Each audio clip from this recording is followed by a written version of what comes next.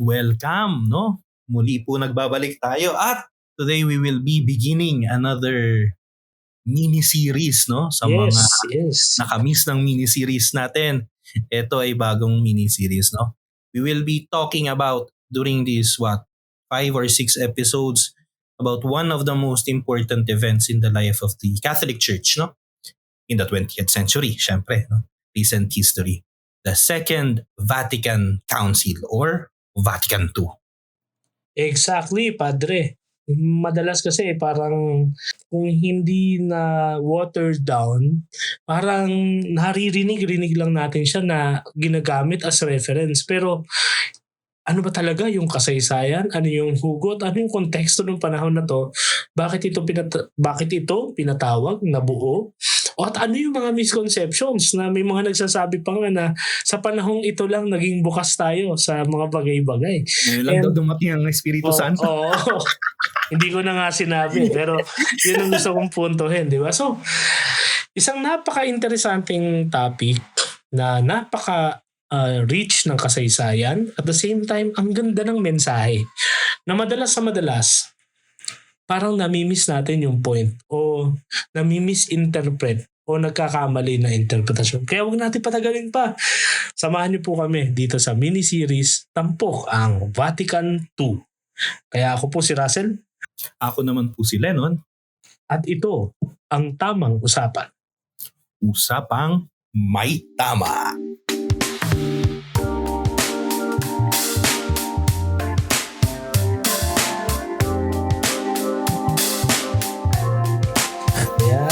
We will be starting, Sel, dito sa ating unang episode ng mini-series. We will be discussing yung history muna, no? Paano ba ipinatawag itong council? Well, siguro, rin natin muna. Ano ba ang isang council at paano ba ito napapatawag? Then, we will be going forward yung history ng Second Vatican Council, no? And then, on the successive episodes after this, no, we will be diving deep dun sa 4 major documents or yung constitutions ng Vatican II. No? So you have the Constitution of the Church on Sacred Liturgy, Sacrosanctum Concilium, the Constitution on the Word of God, Dei Verbum, you have the Constitution of the Church, Lumen Gentium, and then the Constitution of the Church in the Modern World, which is Gaudium et Spes. No? So we will dive doon deeply.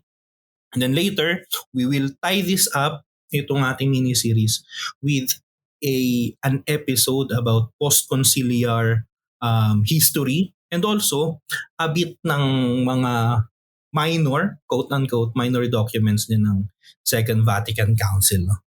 So, ano nga bang nangyari? No? Paano nagsimula?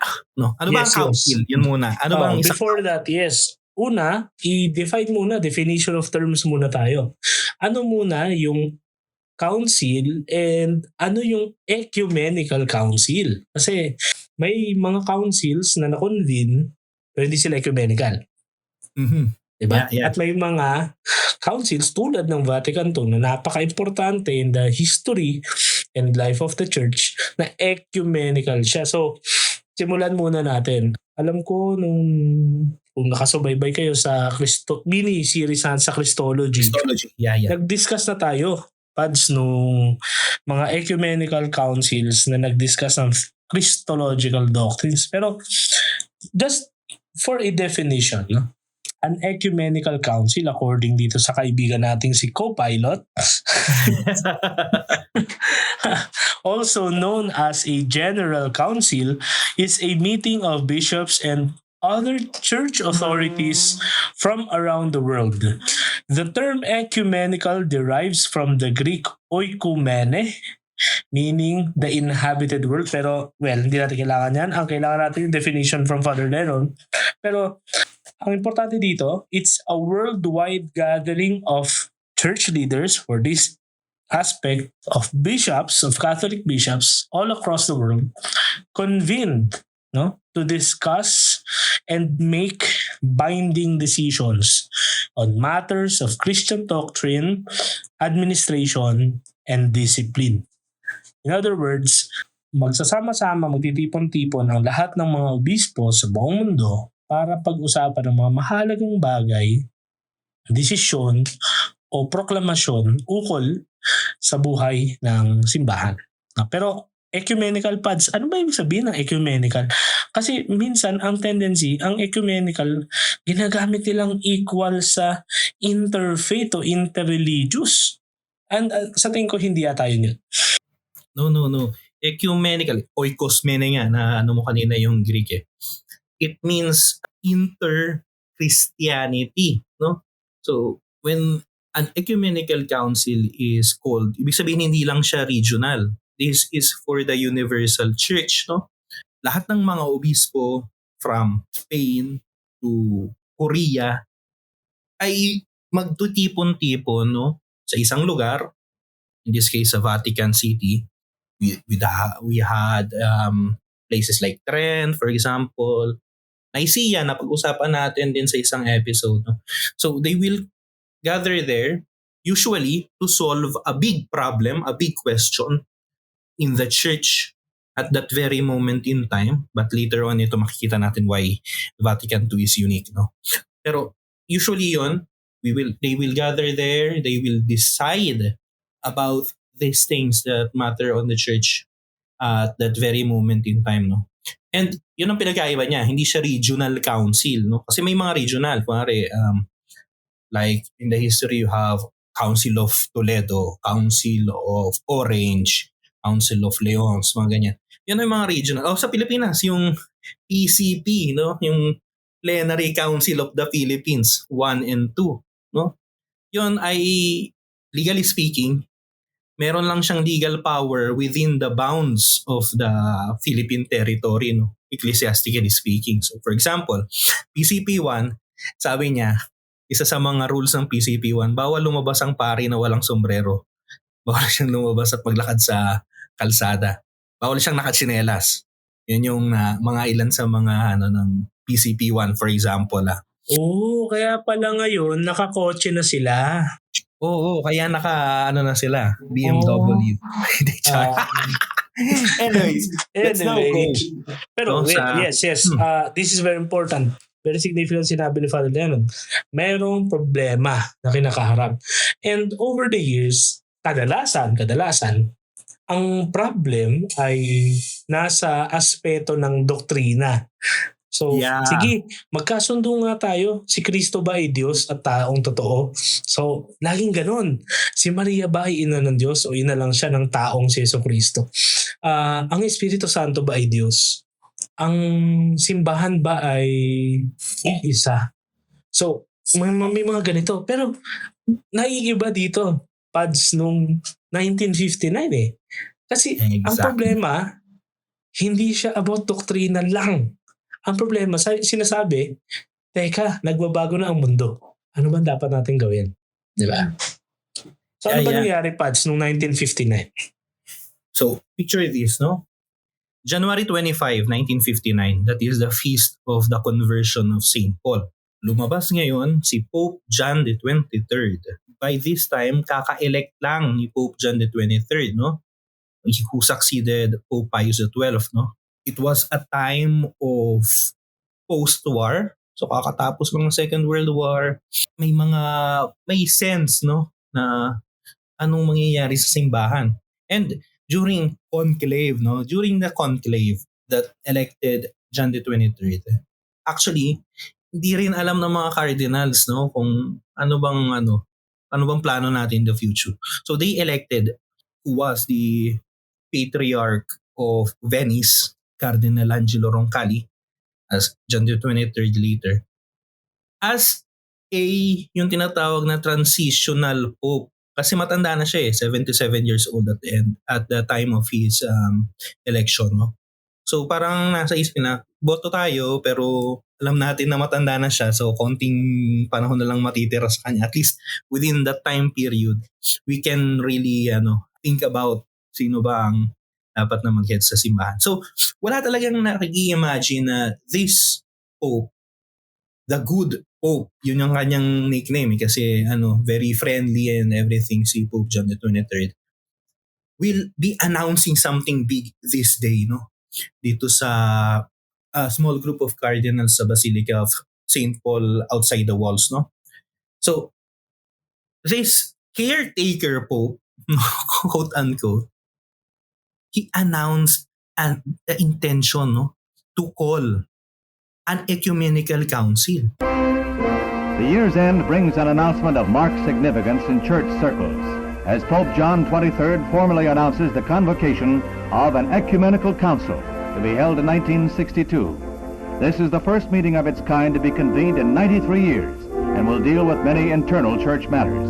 Of even wider interest is the expectation that representatives of Protestant faiths will attend as observers, and ecclesiastical historians see greater cooperation among the Christian faiths.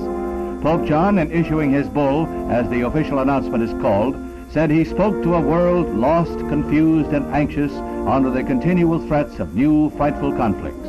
He called the council, he said, so men of goodwill could turn their efforts to peace. Katulad ng sinasabi ni Russell kanina, ang isang council ay extraordinary. Hindi ito nangyayari ng every century. Hindi siya regular. Tinatawag lang siya pag may malaking bagay na kailangan isolve sa simbahan. No, kasi it's like the most important, kumbaga, no, authority in the church, no, pag tawag ka ng council. The last one was called way back 1800s, no, by Pope Pius IX, yung First Vatican Council, no, Vatican I. Anong napag-anuhan sa Vatican I? Ano ang issue na nagpatawag dito? Well, kasi nung panahon na yon, sina-challenge ng mga modern thinkers and democracies yung authority ng Papa, no? So Vatican I, ang mga dinefine first is that we can grasp God through our reason. So our reason are not inutil, no? But it does not mean na by reason alone you can know God. And second, the most important one sa Vatican I ay yung papal infallibility, no? However, ang kakaiba sa Vatican I, ang ironic, hindi siya natapos officially. Why? Kasi at that day na prinoclaim yung papal infallibility, sakto na nagkaroon ng giyera between France and Germany. Now, France under Napoleon III are guarding the papal states, no, nung panahon na ang Papa pa ay sovereign head of state, hindi lang ng Vatican City pero ang Roma, nung tinatawag nating papal states, no. Actually, almost nawala na yung papal states, yung Roma na lang, as in yung province na lang ng Roma, yung Lazio, yung natitira noon sa papal states. Ginagard yun ng mga French soldiers, no. Dahil nagkaroon ng gera, so ginawa ni Napoleon III, pinull out niya. Ano nangyari ngayon? Yung nascent Kingdom of Italy, inatake nila ngayon yung papal states, no? So, anong ginawa ng mga obispo na nakatipon doon sa Vatican by that time? Nagsitakasan sila. So, in a way, officially hindi natapos yung Vatican I. So, pagdating mo ng 1900s, may ganoon pa ring sense na in the church na parang kailangan tapusin yung Vatican I, kailangan ulit ng isa pang council. Pero, lumipas na yung mga panahon, almost a century na, walang nag-aakala na this caretaker Pope, John the 23rd, will be calling a council. No? And it is a council na sabi nga ni Russell, hindi doctrine na lang problema. Itong problema nito ay social dahil yung change sa mundo. Pero wala siyang yung walang heresy na kailangang puksain, no? Walang specific na So it is really a shock to everyone. And kapag shocking ang revelation, parang showbiz lang, no? Ano ba ang reaksyon? Absolute silence. Well, hindi natin din masisisi yung unang nakatanggap ng balita kasi gaya nga sabi ni Father Leno, or at least kasi hindi pa tayo buhay nun pero at least the way things were recorded in the annals of history, ang convening ng ecumenical council, especially in the olden times, medyo dramatic siya kasi halimbawa may heresy, threatened yung faith, threatened yung Christian life, yung way of life, threatened yung doctrine. So there is merong yung masidhing damdamin, kumbaga, ang tinatawag. Pero ito hindi eh. Anong nangyari? It's an intention na mag-convene. So there was absolute silence. Na-stun yung mga cardinal doon kasi anong meron? Yun ang unang tanong. And well, knowing the overarching attitude of the Romans back then, kasi still, we're talking about the 50s, Italy, or at least the Roman Curia, kaya siya Roman Curia, is still heavily dominated by the Romans themselves. Mga Italians, basically. So, they feared that this might cause confusion or open old wounds. So, parang dito pa nga, di ba? Parang kung i-relate natin sa Pilipino, teka, kung hindi naman sira, ano yung aayusin? Kung wala namang sira, bakit may aayusin? Di ba? You don't fix what's not broken. So, these are the overarching reactions. If it's not absolute silence, it's absolute dissent or contradiction. Parang, hey, there's nothing wrong. So, bakit may babaguhin? And well, obviously, it's a form of resistance to change. So, the good Pope, John, he was convinced Sabi niya, the church needed an aggiornamento, an updating. Kaya dito napapasok yung ating diskusyon sa very history ng Vatican II. Nagbabago daw ang mundo, and apparently, at least to some people during that time, napag-iiwanan ng simbahan. Kaya itong episode na to, dito natin tutuklasin, totoo ba ito? O isa ba itong myth din? O isa ba itong lame excuse? Let's find out. Yeah. Just to to emphasize din yung sinabi mo, Sel. Bakit ganun yung reaction? Bakit hindi kaligayahan? Kasi magkakaroon ulit ng council after so long. After almost 100 years. Kasi Vatican I was convened when 1869. Bakit ganun? Well, pagbabalikan natin sa history, especially nung medieval times, mayroong, at least in the church in the West, mayroong suspicion, kumbaga, matatawag natin, sa mga councils, Kasi hindi mo kasi siyang makokontrol And it can go bad. Yung tinatawag na conciliarism.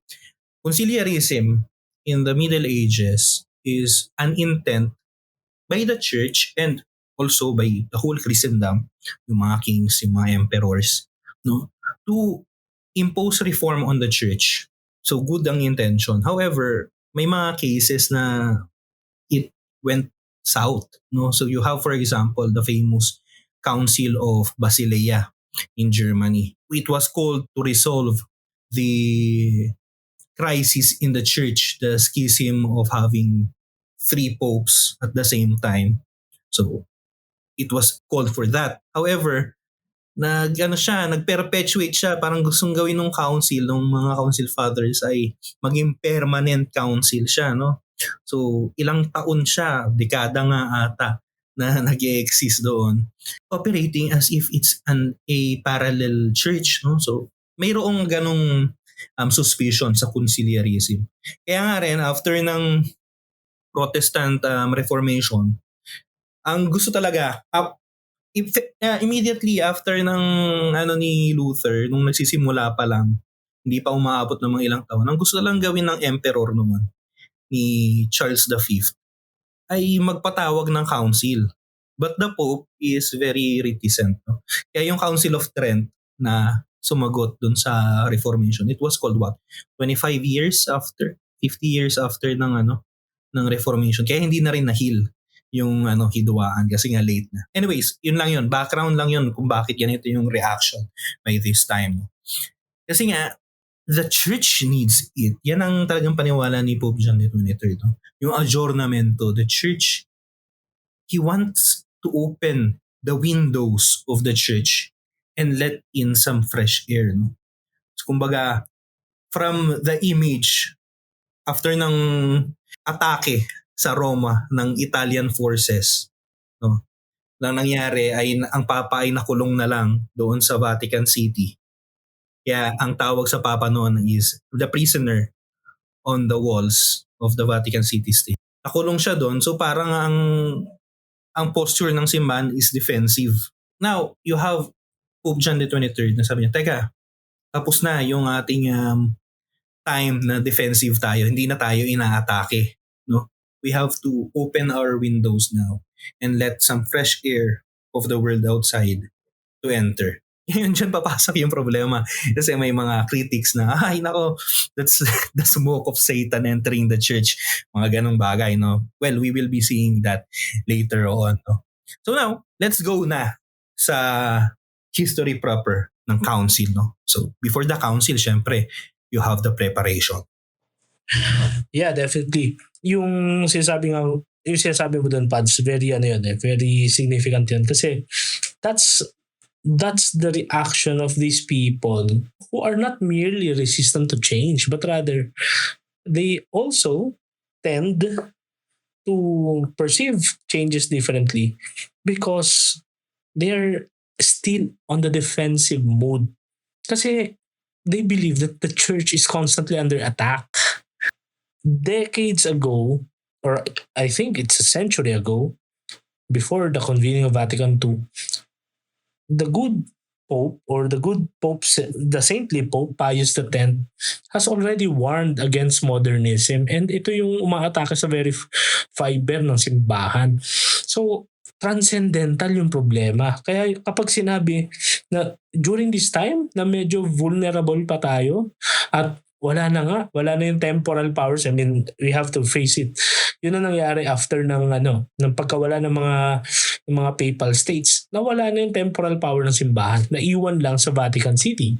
Some would see this as some sort of a defeat, temporal defeat. And kaya hindi nawala yung defensive na stance. Kaya nasasabi nila, teka, changes. And will this not make us more vulnerable than ever? And yet, di ba? And yet. So there were thousands of proposals how to address this. Kasi ang intention naman ng Santo Papa noon, sige, we call for an updating on the church. And therefore, if logically speaking, kung i-imagine niyo na nandun tayo during that time, the preparation was so massive kasi ang daming gustong mag-contribute. Yun na lang. Kasi sasabihin ko sana mag-dominate eh.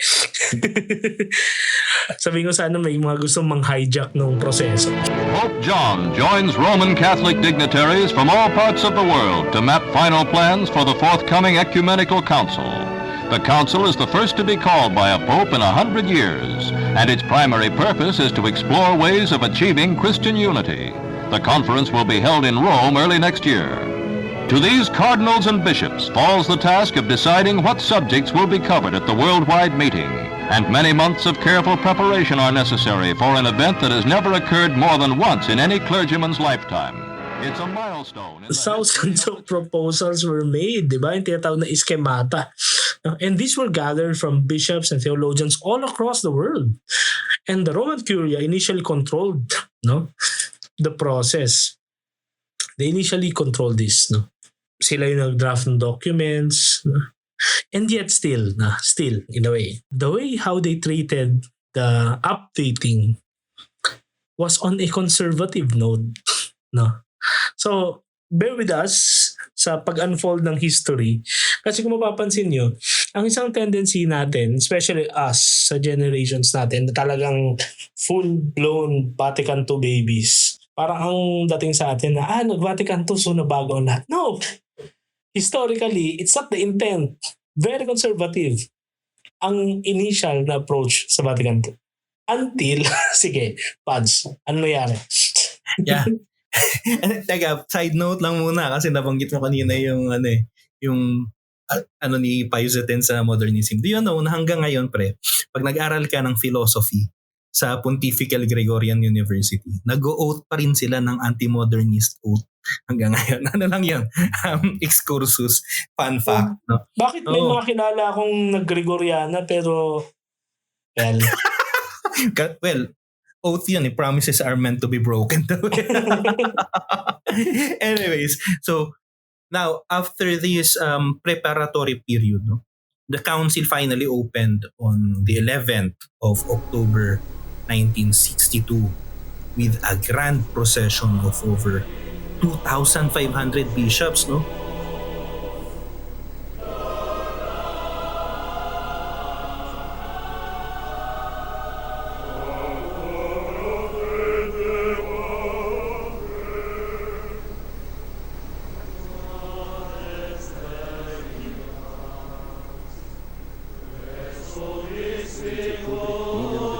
1962.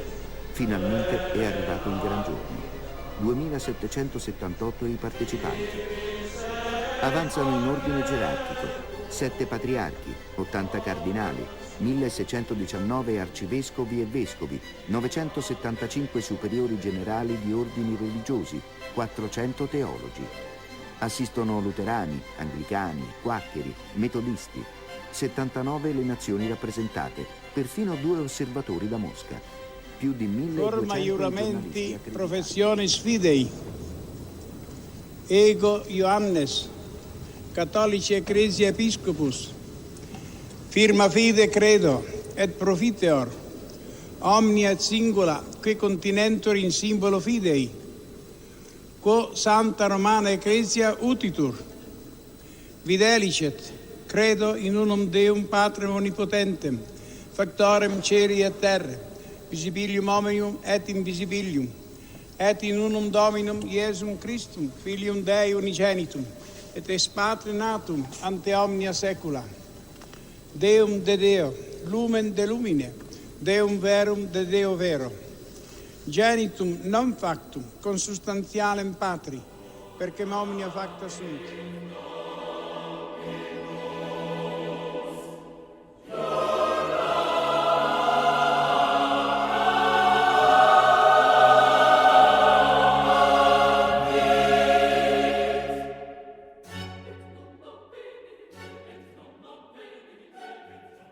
Remember, ito na yung part ng kasaysayan natin na meron ng eroplano, meron ng mga barko. Ano na, meron ng, pwede ka nang bumiyahe, kumbaga. Matagal pa rin. Barko, mga buwan pa rin yun. Eroplano, bago yun at medyo mahal. Pero ito yung time na when the church called a council, it means universal talaga. Talagang ecumenical, buong mundo eh. Kasi dati, Vatican I, for example, ilan lang ang mga nakapunta doon na non-Europeans na mga obispo. No? Kasi nga, that's a question of geography. Mahirap bumiyahe. No?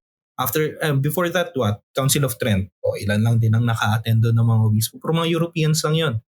Because mahirap bumiyahe papunta doon. Kung saan man. Yung Trent, for example, Trent is in the north of Italy. By that time, it was part of the Holy Roman Empire or Germany. So mahirap bumiyahe. By this time, 1962, meron na. Meron ka ng mga aeroplano, meron ka ng mga barko. So it was the largest gathering in church history. Up to that point. No? So it became clear, no? Kita mo yung 2,500 ng mga obispo na nakapila dyan, nagpo-procession papunta dun sa baldakino ng St. Peter's. It became clear na teka, hindi ito kayang kontrolin ng isang grupo lang, no? Like the Curia, for example.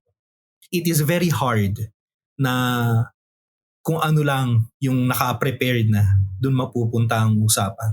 So you can see now yung excitement nitong council. Pero teka, linawin lang natin kasi even sa mga modern o mga contemporary na sulatin o mga palabas, talagang heavily demonized na yung tinatawag na Roman Curia. I-clear natin. Yung Curia kasi, para dun sa mga babies natin na nakikinig, mga hindi familiar, no? Just like us when we were younger also. Yung Curia kasi galing nga siya sa salitang cura, di ba? Yung curate, di ba? Yung curator ng museum. So, ang trabaho nun ay administration. So, parang yun eh. Parang kumbaga sa atin, yun yung command group ng general o yung coordinating staff o yung management o yung executive committee o yung ganon, governing board, governing council. Yun ang Curia. At pag sinabi mo Roman Curia, sila yung head ng mga offices sa Vatican, sa Rome. Kaya nga Roman kasi nasa Roma yung center, and all matters na administrative. So, ito ay headed ng mga senior staff, basically mga kardinal, mga obispo, and mga Ang tawag dyan, mga matatanda ng taga doon, no? Kaya medyo ang nagiging tendency nga para siyang home court. Kaya sinasabi nung una, ang intention ng Curia ay maging conservative pa rin ang atake.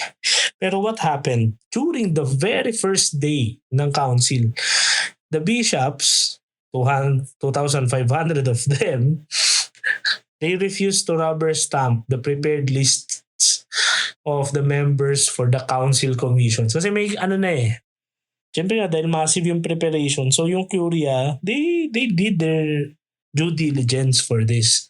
Sige, si Cardinal Lennon, dito ka sa commission na to.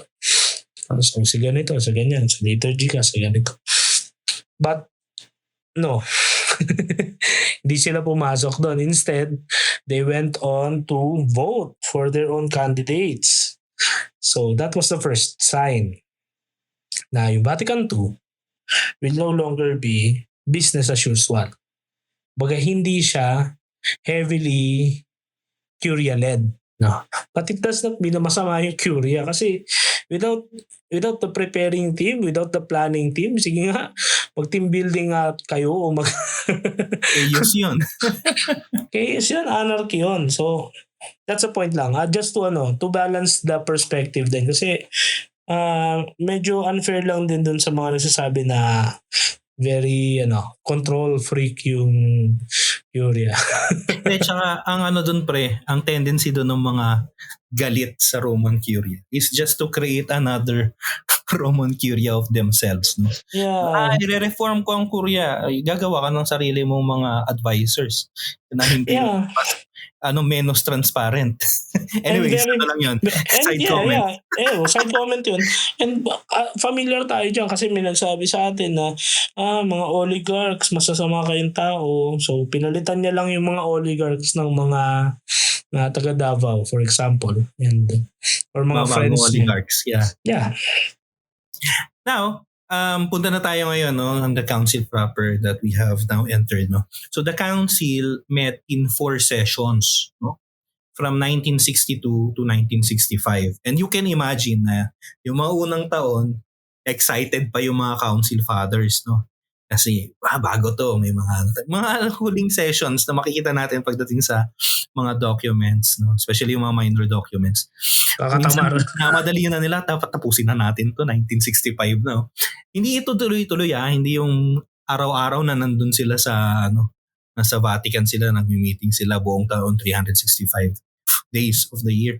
No.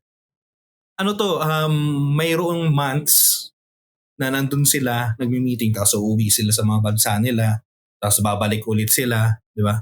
So, from 1962 to 1965, there were 4 sessions and each session lasted a few months, no? And then, sadly, si Pope John the 23rd, who called the council, died after the first session noong 1963, no? Noong June 1963 he died, so he did not see the end of the council that he called. That can be paid by mortal man, a great figure is carried to rest. Tens of thousands jam as the body of Pope John 23rd is borne from the papal apartments to the great basilica to lay in state. His face appears serene and peaceful, showing little of the ordeal that marked his last 4 days of life. Rarely in history has a man been so mourned by all races, by all sects. But then rarely has a man so captured the hearts and minds of men as had Pope John 23rd, 260th successor to St. Peter.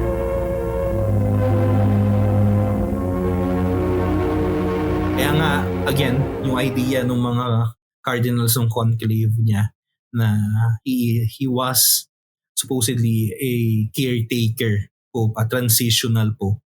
However, in that transition, he caused something big in the history of the church. No?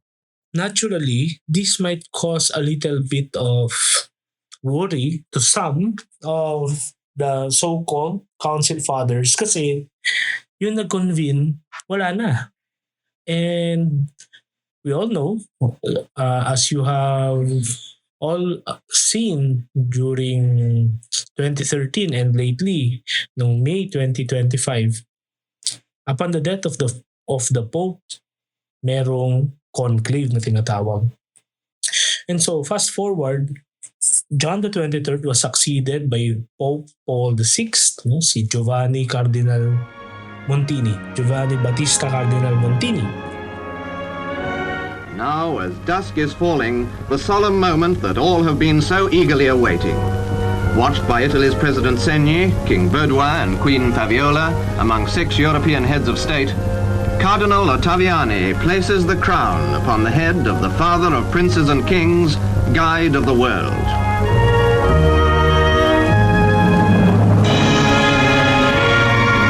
His Holiness then pronounces his blessing to the city and the world.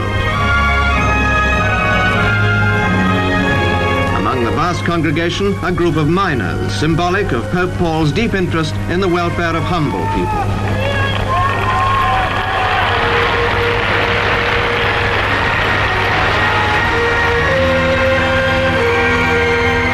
Largely due to the influence of his well-loved predecessor, Pope John, the whole world has turned with great and renewed confidence towards the papacy. It's the fervent hope of millions that Pope John's great vision of Christian unity will be realized during the reign of Pope Paul.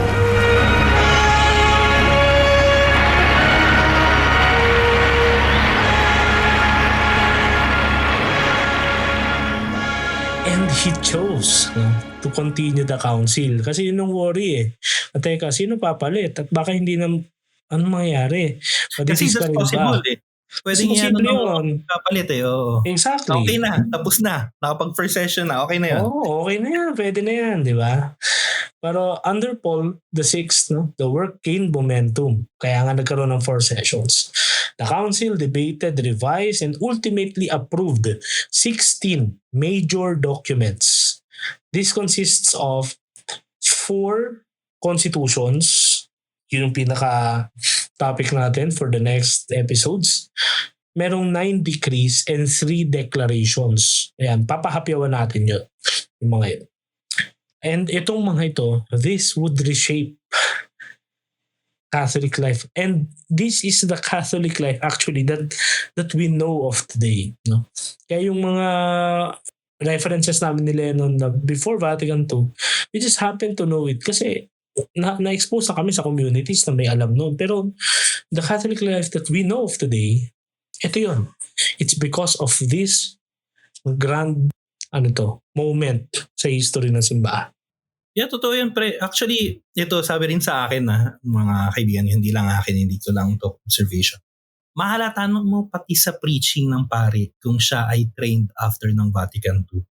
O trained siya sa isang seminary na pre-Vatican II ang teaching method. Yeah. Orientation. Mahalata mo, no? Sabi sa akin na si Brian, our good friend, si Brian, ang kanyang comment ay, maganda liturgy nila, kaso nga lang, hindi katulad sa atin na very nakafocus ka sa sa biblical text, no? Mas doctrinal or mas catechetical. Anyways, mahalata mo. Kaya sinasabi nga ni Russell, the church as we know it today, we owe it at least in some part sa Second Vatican Council. Now, during these 4 sessions, no, from 1962 to 1965, hindi ito smooth ride. No, you can just imagine 2,500 bishops around the world. Magkakaiba ang niyan, ang isip niyan. Buti na nga lang, iisa lang ang language nila. You can just interpolate in Latin. Imagine mo mga obispo dati kaya nilang makipag-usap ng Latin, di ba? Ngayon, God bless ka na lang. Kailangan mo na ng mga mamahaling translator, di ba? Magbabayad ka na ng translator yung nakaganyan na earpieces. Anyways, side comments. So, there were dramatic times, no? Meron mga down times na parang, sige lang, may pasa na yan, ang tagal na nito. May mga dramatic times, no? Kasi each bishop can interpolate. Imagine mo may isang obispo na magsalita doon ng 3 oras. Yung mga iba, wala na silang time, no? So, there were times that bishops applauded on the council floor when outdated schema. Outdated kasi yung way. Kasi nga, it was pre-prepared, no, were rejected. You have heated debates, no, na nag-broke out, no, sometimes lasting weeks. So, sa mga themes like, for example, sa liturgy, sa religious freedom, role of the laity, there was a very famous speech on the council floor by Joseph Cardinal Frings of Germany, no? And this cardinal, mayroon siyang assistant na pari, bagong ordain na pari, tinatawag sa council ng perito, experts, pero hindi sila council fathers. Kasi ang council fathers ay yung mga bishops lang. Sila lang ang may right of vote, kumbaga. Pero meron silang mga staff, no? Yung kanilang mga theologians, yung kanilang mga advisors, mga perito. Itong si Cardinal Frings, meron siyang perito, the young Father Joseph Ratzinger, who will become Pope Benedict XVI, no? So, you have here Joseph Frings on the council floor, no, on November 8, 1963, during which he criticized the Holy Office. The Holy Office is, or the Inquisition, or later on renamed Congregation of the Doctrine of the Faith, o ngayon ay Dicastery of the Doctrine of the Faith, na later on then will be headed by Joseph Ratzinger, no, nung siya na ay cardinal. Anyway, so he criticized the Holy Office there, no, because of their quote-unquote immoral methods, and stated that its procedures were outdated and harmful to the church, no? Itong public declaration na to, itong public denunciation na to ni Cardinal Frings. And isa pa pala, si Cardinal Frings by that time ay bulag na, no? So, yung kanyang speech, ano yun? Spontaneous yun, no? Pero prepared sa kanya ni of the young Father Ratzinger, no? So, this speech, this denunciation of the Holy Office was seen as like a clash of titans, no, between Cardinal Frings and Cardinal Ottaviani, the one of the senior curial cardinals, no. And isa lang tong halimbawa doon sa mga malalaking debates, no, banggaan, kasi hindi mo maiwasan yan, 2,500 people, talagang magkakaibang mga opinions, no. There were heated debates sa kahit anong topic, and itong pinagkaiba nitong council na ito sa ibang councils, by this time meron ng media. There was the Council of the Fathers, the true council. But there was also the Council of the Media. It was almost a council in and of itself. And the world perceived the council through them, through the media. So, the immediately efficiently council that got through to the people was that of the media, not that of the fathers. So the press was following everything, no? So ang mga tao rin, informed ka, nandito ka sa Maynila, halimbawa, o nandyan ka pala sa Maynila, wala pala ako sa Maynila. Sa Maynila ka, makikita mo sa dyaryo, okay, sa Roma, ganito na ang pinag-uusapan, no? So, alam mo naman natin, ang media, ang gusto nila mga juicy, hindi sila pupunta dun sa mga boring days ng council, no, na nag-aano lang sila. Gusto nila yung debate talaga, yung juicy, yung pwede nilang maihulma sa sarili nilang kwento, no. So, you have this, the press following everything, reporting daily updates, na it captured the imagination of Catholics worldwide, no? So, for better or worse, ito ang pinaka-mediatic council, no? So, mayroon ka nga yung hindi lang yung opinion ng mga council fathers. You are also hearing the opinion of the people live, no? At the moment. And because of that, let's go. Usapan natin, syempre, hindi mo maiiwasan, no, na magkakaroon talaga ng mga factions within the council, and of course, led by key personalities. Yeah, of course. Kaya nga, kung may debate, syempre, Hindi lang naman yan isang tao, laban sa isang tao, but rather groups of these people, of these fathers with their peritos, meron silang magiging tawag mo dito, meron silang sasang-ayunan, meron silang hindi sasang-ayunan. And that leads us to a discussion. Meron bang factions on? Yes, meron. On one side, ito yung mga nakikita nila na ang Vatican II ay dapat maging mitsa para maging progresibo na.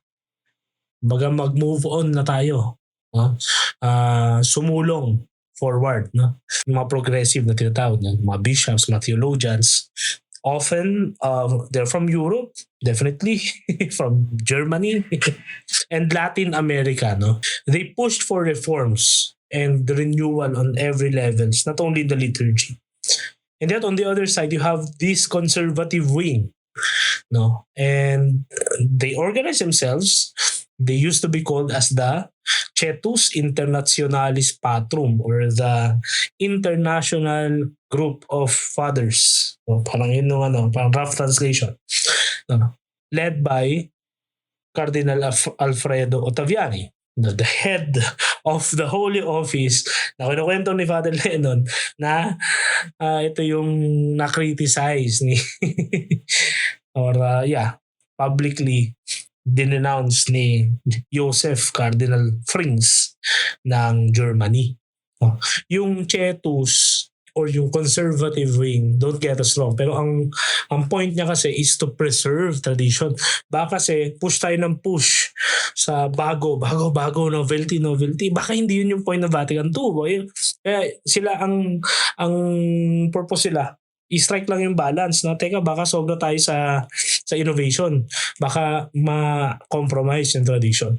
Among the progressives naman, hindi mo rin ma-homogenize ang mga progressives na isa lang group lang sila. Hindi. Meron yung mga moderates. No? I think the majority were moderates na they just want really yung adjournamento, no? Yung updating in the church, pero not to break tradition.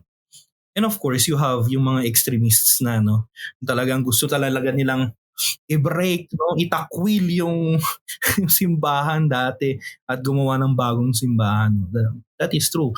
Later on, siguro pag nandun na tayo sa post-conciliar history, sa last episode ng mini-series na to, we will be talking about that, yung tinatawag na the hermeneutics of continuity or rupture. No? So, pag-uusapan natin yun. Ano nga ba ang council? Ito ba ay patuloy sa tradisyon ng simbahan o ito ba ay break sa tradisyon ng simbahan?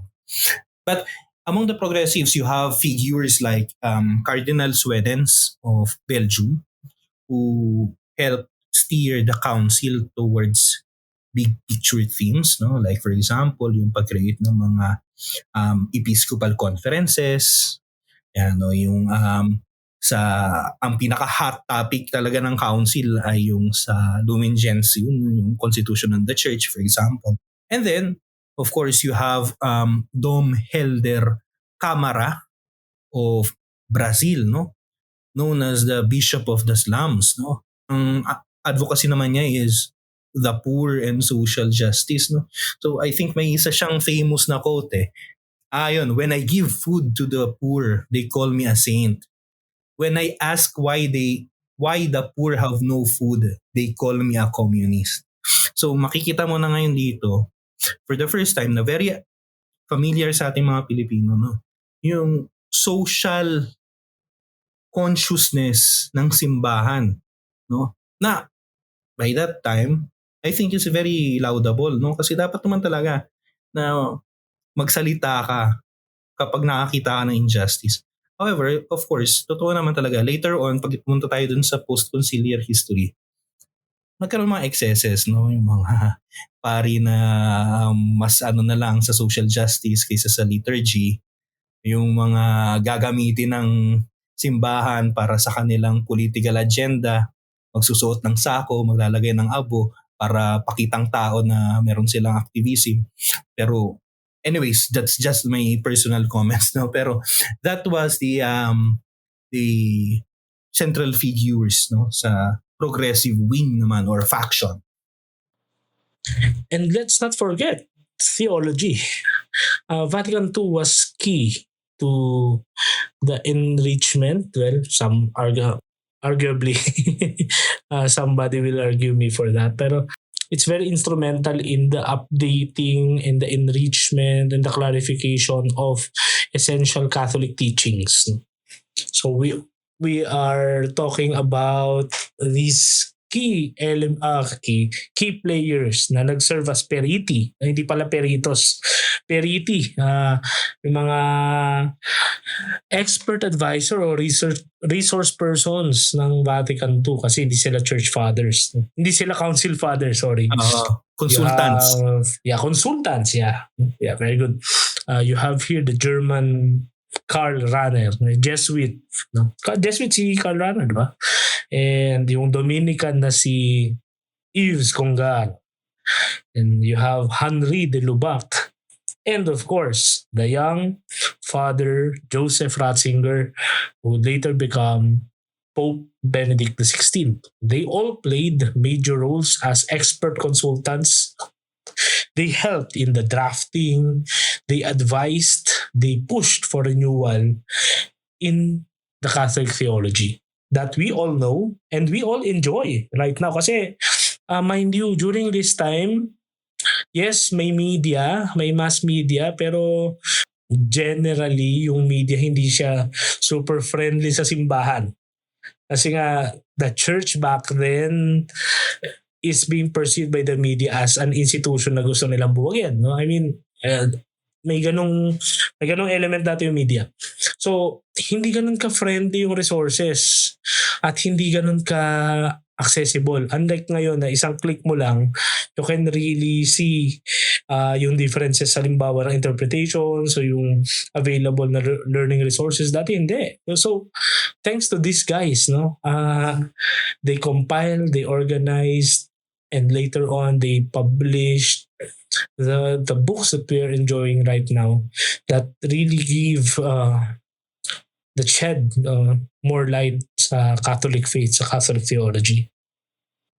Yeah, and this mix of bishops and theologians gave the council, no, Vatican II, its unique flavor, pre, na it's rooted in tradition. Ito, makikita nyo na kung kung ako ba ay nasa hermeneutics of continuity or rapture. But Vatican II was rooted in tradition.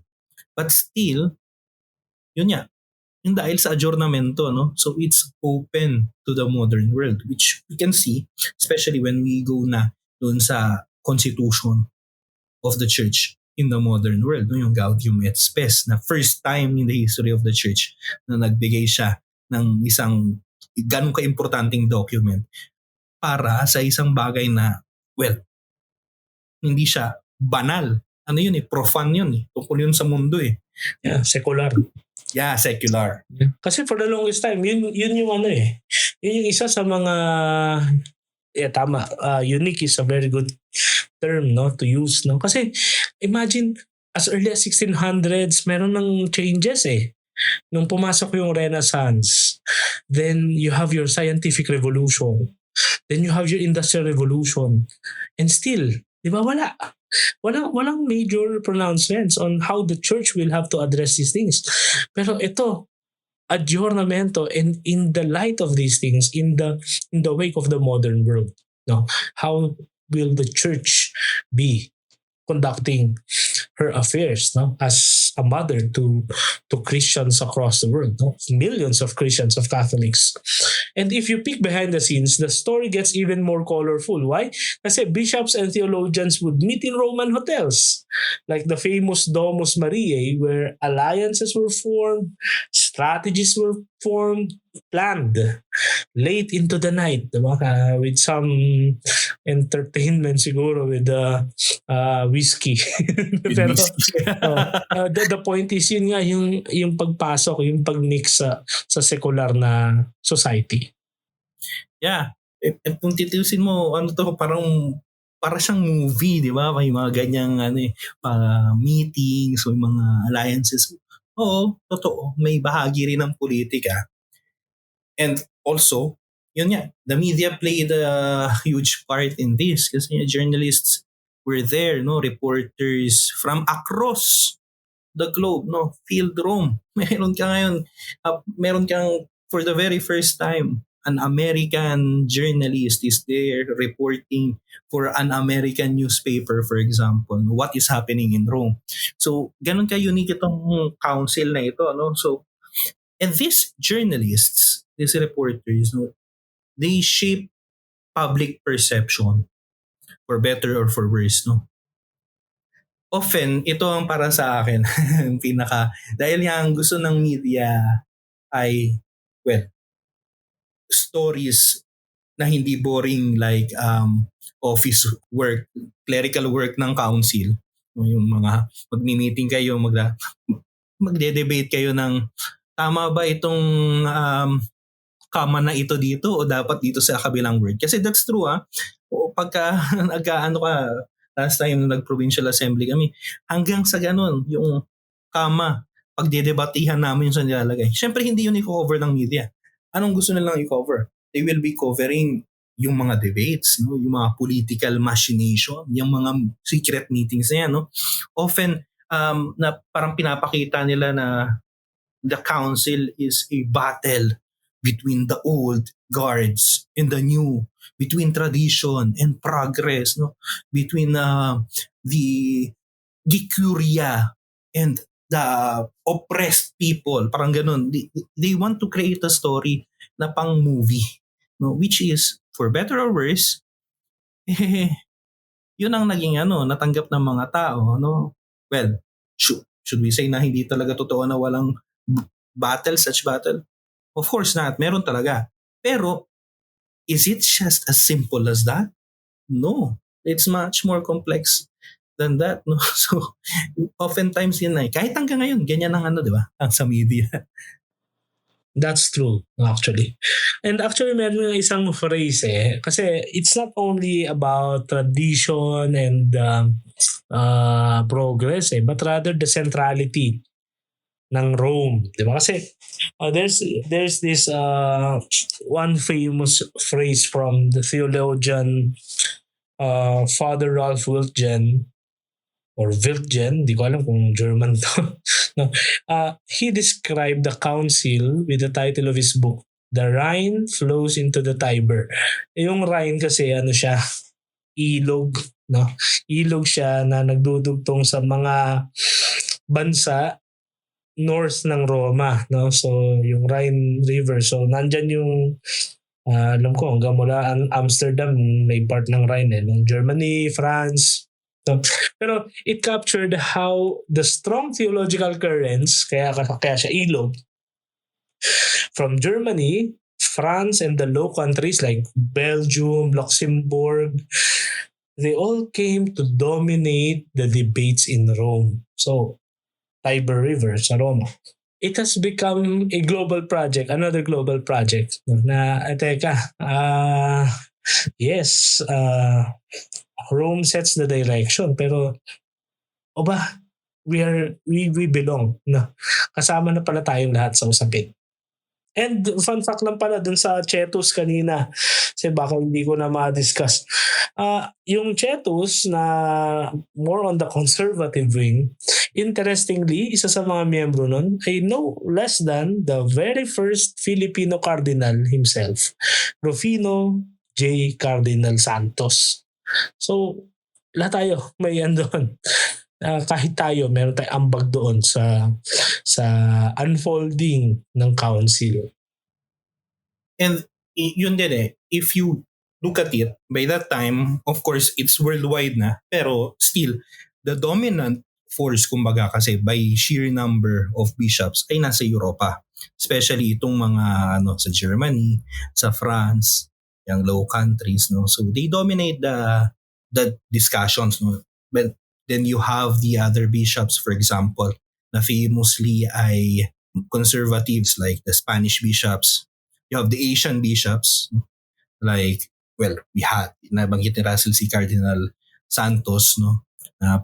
Member ng Cetus Internationalis.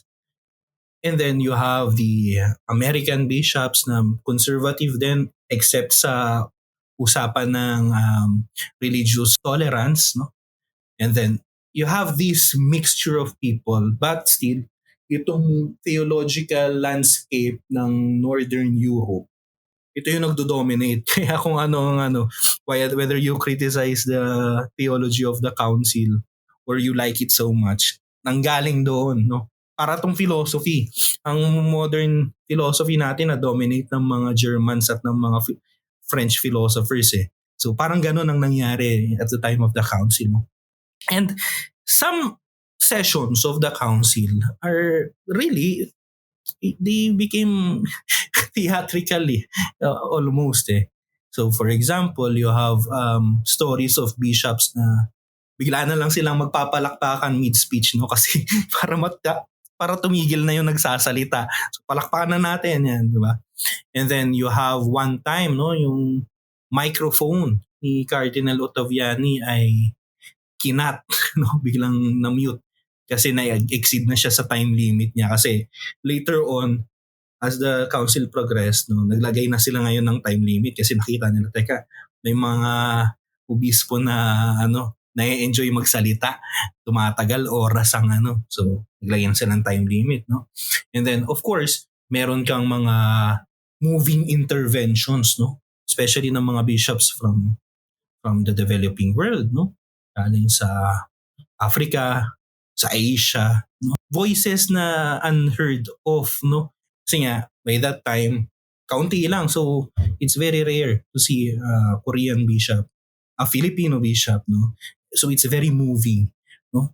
Na yung mga interventions ng mga bishops na from the developing world demanding that the council address, for example, poverty or injustice, no? So, it's a story worth telling ang council. Yeah, and well, so much about the council fathers.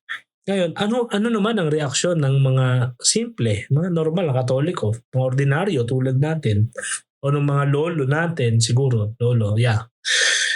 Kasi baby pa siguro yun, o baka hindi pa nga pinapanganak yung parents natin. So, for many,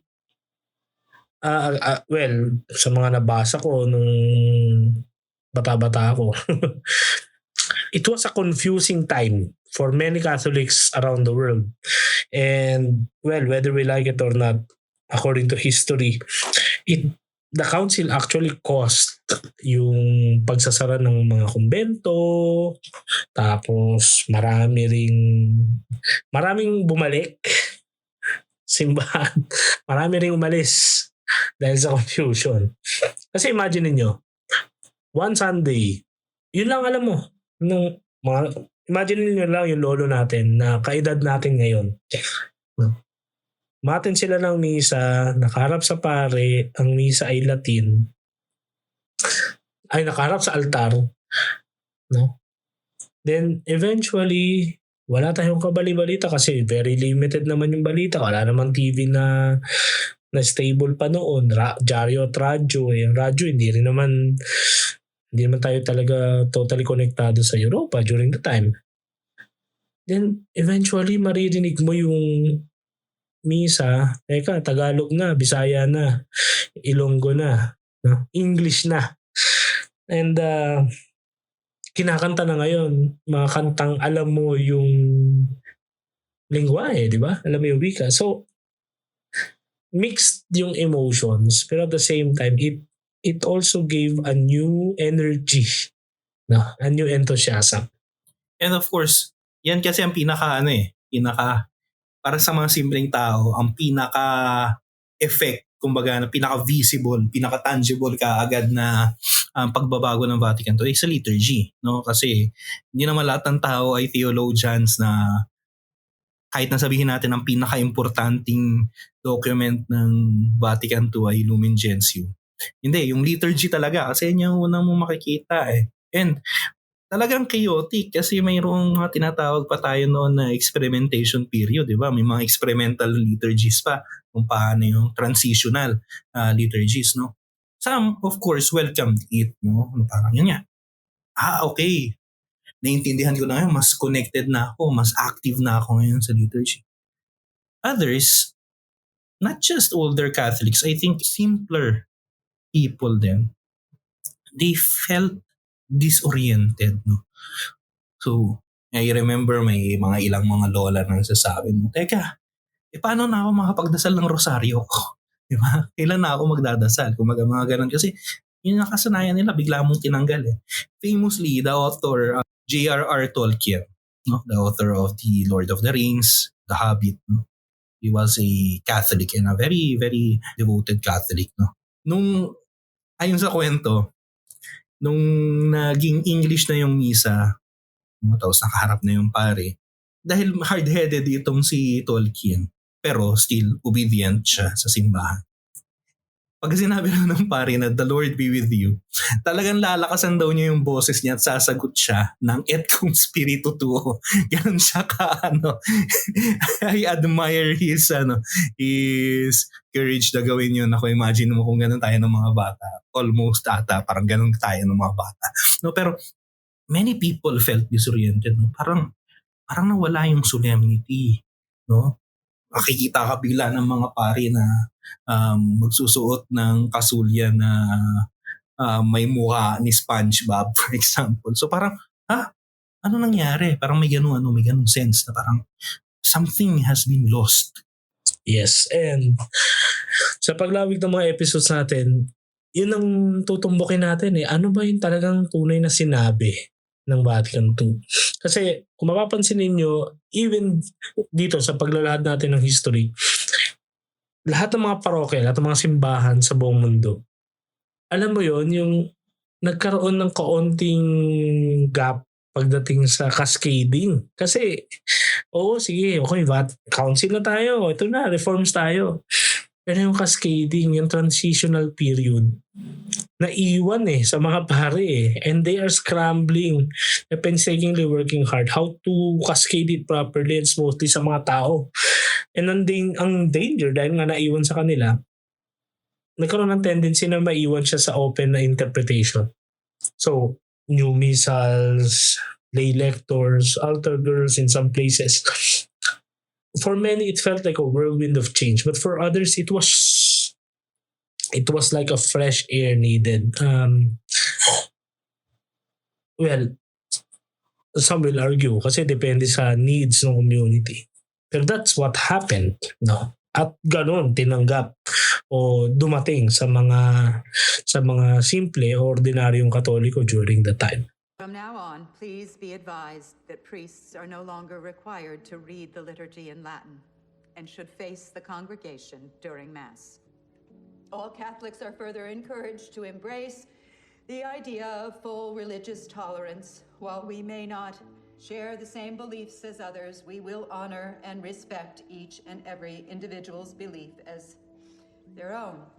Please be advised also that all nuns and women religious, cloistered and non-cloistered, are no longer required to wear the traditional habit as a symbol of their lifelong matrimony to Christ. In fact, they are now free to wear what they want. Regarding the culture of more extreme abnegation and self-punishment, still prevalent in many communities today, please be advised that according to the Council, this is no longer understood to be the appropriate path to follow for all those seeking greater union with Christ.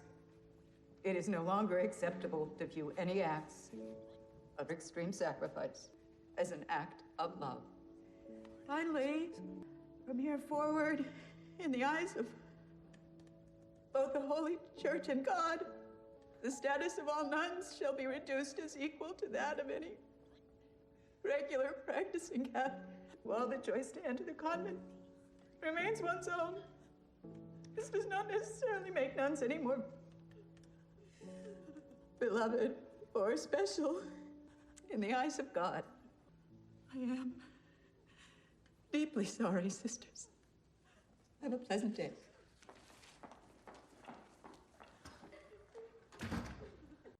One example, ng ganyang parang hindi na-communicate sa mga tao well yung intentions ng council. For example, I remember yung kwento Kasi after ng council dyan na-invento yung mga modernist na style ng architecture ng mga simbahan, no? Yung mga makikita mo na tabi-tabi niya, no? Yung Kristo, minsan walang Kristo, mga ganung conception na personally para sa taste ko, napapangitan ako. Sorry kung trip mo yung abstract art, napapangitan ako. Anyways, so after ng council, nag-boom yan. Okay lang yan kung nagpapagawa ka ng bago, no? So, but there was many cases like for example sa Cebu, sa Mactan Island, no, yung Nuestra Señora de la Regla, which is a very important church doon sa Cebu. Ang parish priest noon ay Belgian. So again, tulad ng sinabi natin, surprise to the Tiber. So yung Belgian parish priest, sabi niya, ay teka, Vatican II na. So itong lumang colonial style na simbahan na napakaganda at napakatibay, papagiba ko to. Tapos papagawan ko to ngayon ng parang pyramid style na simbahan na modern. Pinagiba niya. Habang ginigiba raw, kwento ng mga tao, nagiiyakan daw yung mga tao. Kasi hindi nila maintindihan bakit mo papagiba. Kasi hindi yung pag-aari ng pari eh. Pag-aari yun ng bayan at hindi mo in-explain. Diba? Una, again, hindi yan sira. Tapos sa sobrang ganda ng construction ng lumang simbahan, nakailang beses daw kailangan palitan yung wrecking ball kasi yun yung nasisira, hindi yung simbahan. Tibay, sa tibay. Kaya, until now, pag pumunta ka sa Mactan, pumunta ka dyan sa may Lapu-Lapu City, dyan sa Nuestra Señora de la Regla, yung simbahan modern. Well, modern in the sense na 1960s, 70s style. Pero yung kumbento, traditional pa rin na colonial. Why?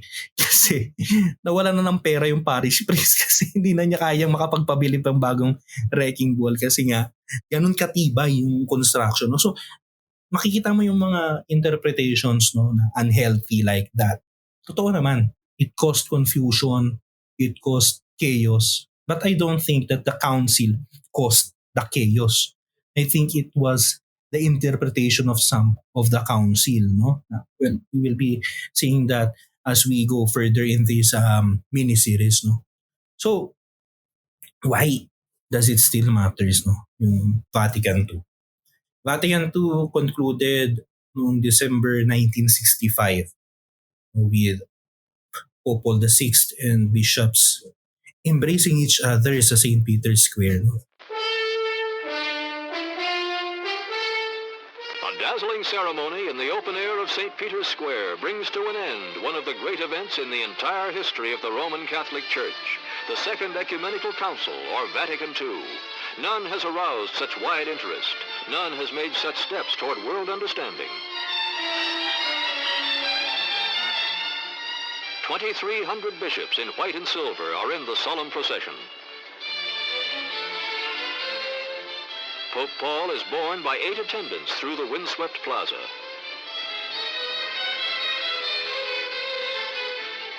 The pontiff brought to this triumphal conclusion the council opened 3 years ago by Pope John the 23rd.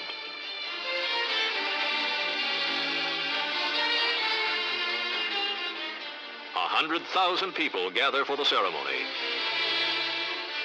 The Ecumenical Council was called by Pope John in 1962 for the purpose of aggiornamento, that is, the updating of ancient theological teachings and discipline. It produced 16 decrees, all of which have been solemnly proclaimed.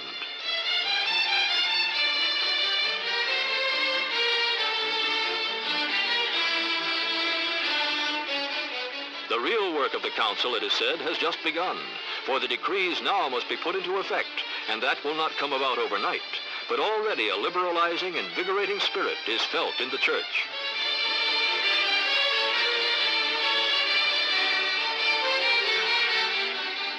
The final words of the Pope to the Council, go in peace. Nomine Domini nostri Iesu Christi, ite in pace. And this moment, it left the church with a renewed vision. You have a reformed liturgy, no? Mayroong bagong insistence sa scriptures, sa fathers of the church, then at the heart of the church, no? Yung insistence that the church is not the hierarchy but rather the people of God, which we will be seeing later as we dive deep sa ating mga documents. And then, of course, ang pinaka-obvious is that spirit within the church to engage the modern world with hope, no? Rather than to be defensive against these changes that the modernity has brought upon us. And sure, it was never perfect. And debates about its meaning, its interpretation, its implementation continue even to this day. Some will argue it went too far. Some others, it didn't go far enough. But one thing is clear, Vatican II was a turning point. And that's why sa mga susunod nating mga episodes, we will be diving deep doon sa mga documents, especially yung 4 constitutions ng Second Vatican Council. No? Next episode, we will be talking about the history and the content din nung document on liturgy, Sacrosanctum Concilium. No? And then later on, we will be talking about Dei Verbum, Lumen Gentium, Gaudium et Spes. And then, let's trace what happened after the council, decades after the council. Kaya, huwag nyo kaming iwanan ha. Sama-sama pa rin tayo. Kasi, simula pa lang ito. Vatican II is not just history. Hindi lang siya nakaraan na. It is our story. And it continues even to this day. Kaya, ito po muli si Russell. At ito naman po sila, no? At ito, kung tamang usapan. Usapang may tama. Bye-bye.